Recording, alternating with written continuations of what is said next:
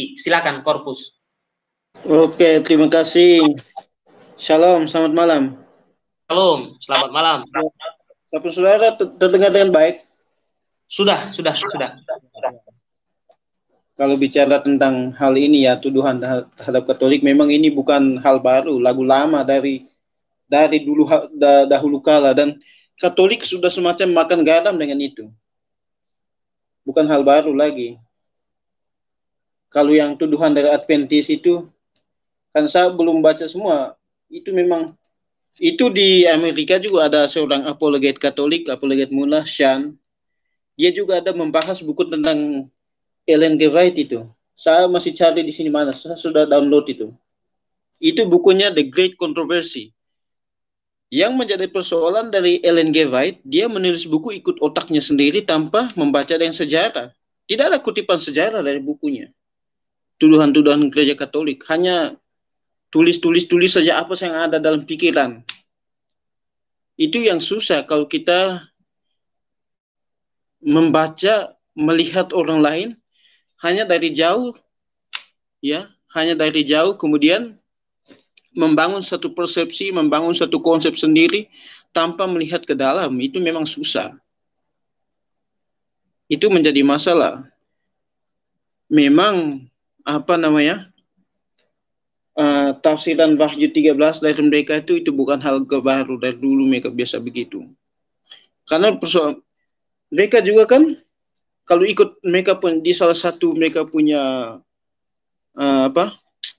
pengakuan iman tuh, di salah satunya saya lupa nomor yang keberapa tuh, itu bilang hanya mengakui menafsir kitab suci secara literer. Ini menjadi masalah ketika mereka menafsirkan Wahyu 13 ini. Bagaimana mengatakan dalam imannya itu, pengakuan iman mengaku menafsir kitab suci secara literer, ternyata di sini tidak ada dituliskan Wahyu 13 ini. Itu gereja Katolik. Itu kontradiksi dengan pernyataan sendiri. Iya kan?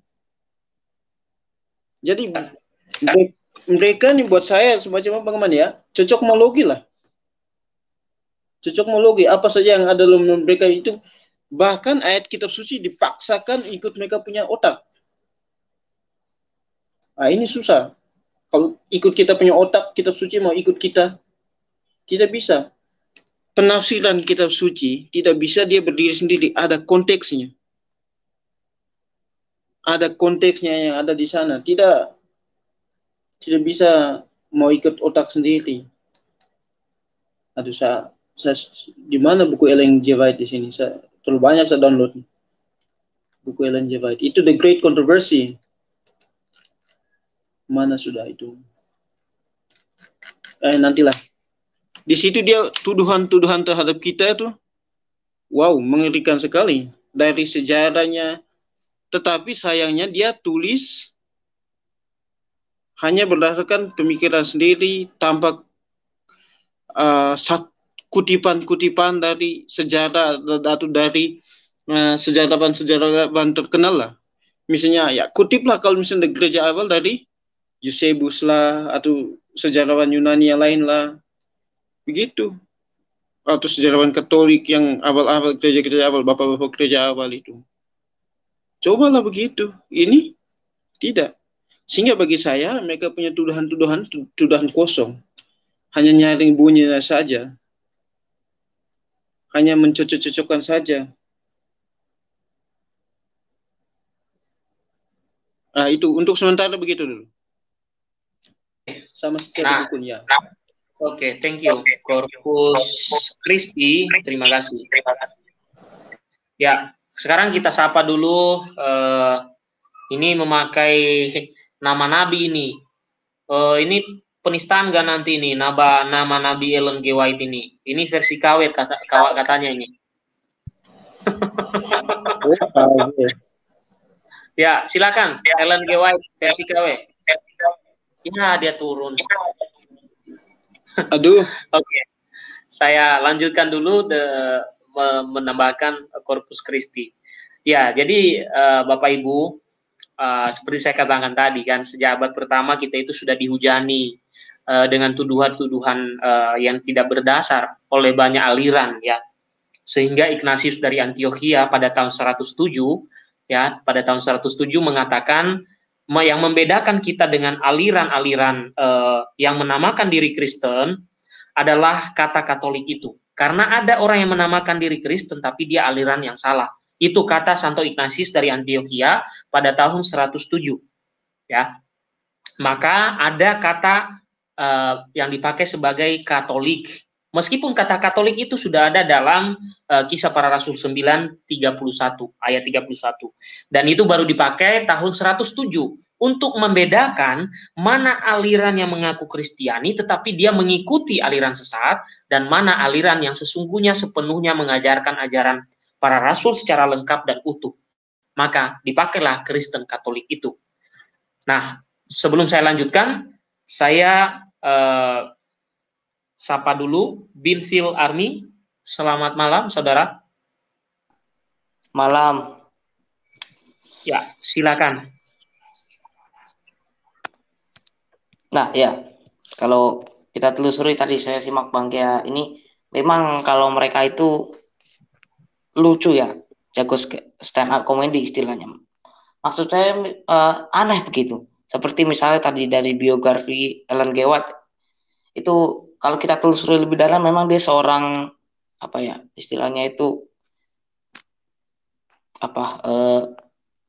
keluarga yang berantakan dan lain-lain gini, pokoknya yang negatif lah.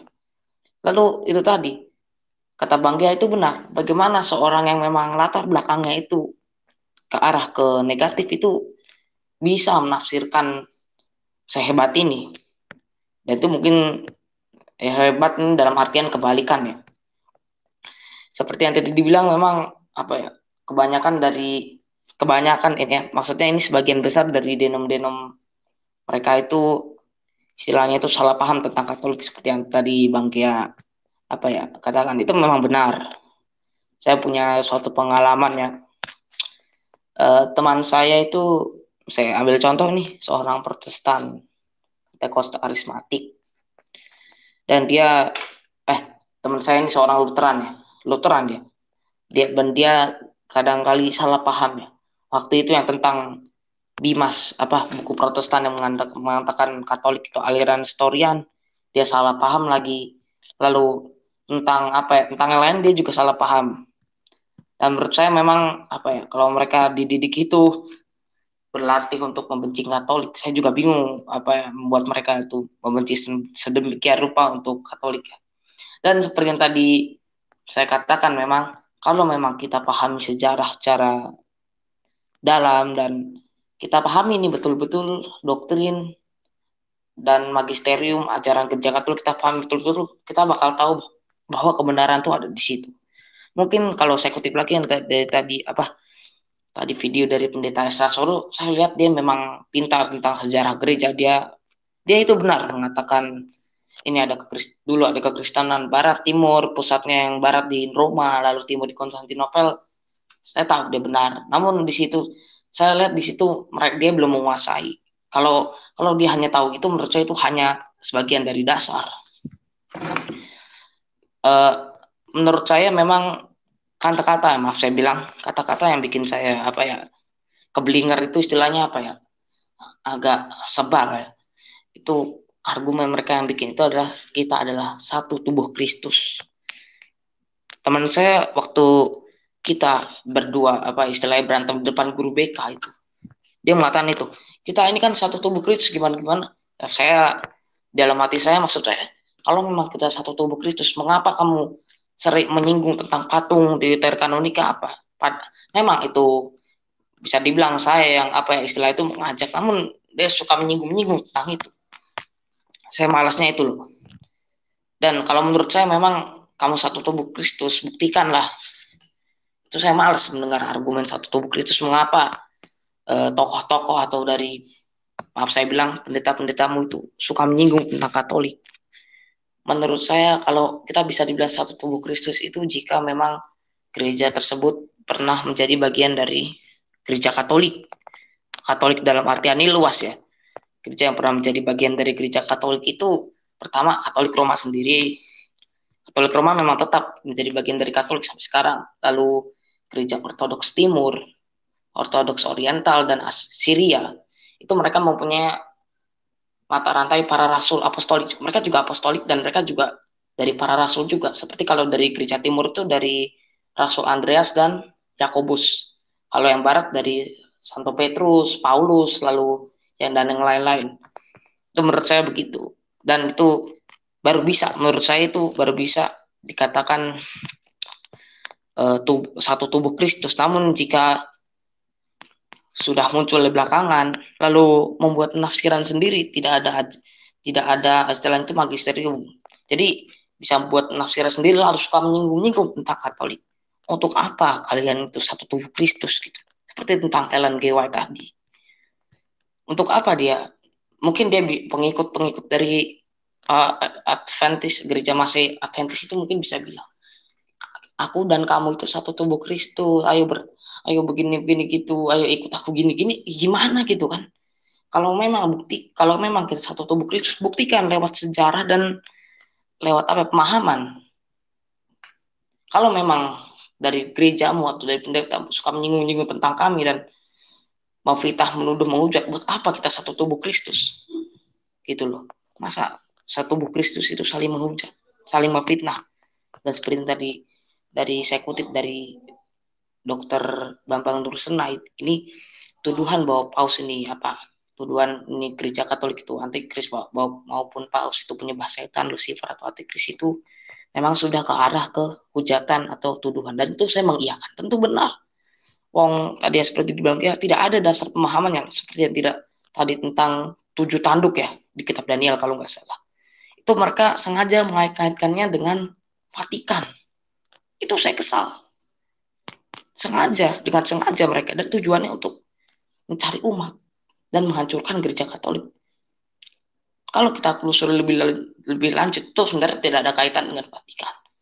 Seperti yang tadi, sebenarnya tuduhan mereka itu istilahnya itu saling bertentangan. Seperti misalnya mereka menuduh gereja Katolik kejam gini-gini, padahal yang dimaksud dengan tuduhan itu tadi penganiayaan terhadap, justru yang dimaksud dengan tanduk itu kan penganiayaan terhadap gereja Katolik, itu saling bertentangan pendapat mereka. Kita harus maklumi, karena memang maksud saya maklumi itu bukan kita biarin, kita harus menanggapi, tapi maklumi maksudnya itu karena memang kalau di mereka itu mereka tidak punya yang namanya magisterium. Jadi setiap orang tuh sebenarnya di mereka bisa menafsirkan kitab suci secara sendiri-sendiri. Seperti munculnya gereja Tuhan yang Maha Kuasa, Saksi Yehova dan lain-lain. Itu kan mata rantai juga dari Protestan sebenarnya kan. Itu tadi karena istilahnya itu mereka bisa menafsirkan secara sendiri-sendiri. Itu banyak muncul denom-denom lain. Sebenarnya kalau misalnya kita menjadi umat mereka, kita bisa kok menafsirkan kitab suci secara sendiri. Namun saya bersyukur saya telah menjadi umat Katolik ini, mempunyai ajaran sangat kaya, magisterium dan ajaran gereja, itu saya sangat bersyukur.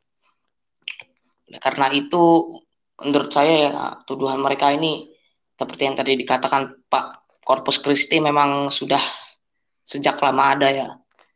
Namun baru kalau tentang yang baru-baru tahun, maksudnya dari tahun 2000 ke atas ini yang menanggapi ke YouTube itu saya rasa hanya Bang Gea.